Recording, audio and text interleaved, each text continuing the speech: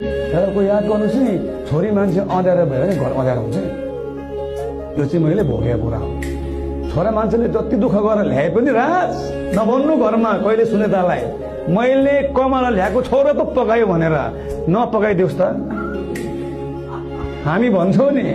बिहान भात पकाउनु त बेलुका भात पकाउनु त पकाएर हेर न यार आम्मामा हलुवा टाइट हुन्छ खाँच्चै भनेको म त सक्दिनँ यस्तो अरे बाबा एक दिन भात पकाउने हो र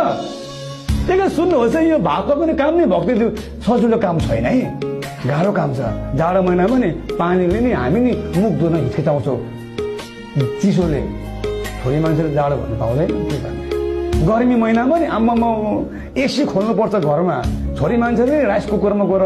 पकाउनु पर्छ हिट आइरहेको हुन्छ ग्यासको चुल्हा पनि हिट आउँछ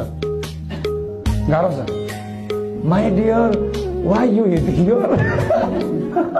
please forgive me I love you so much भनिदिन्छु यति बुढी मक्कै बुढी खुसी म पनि खुसी परिवारै खुसी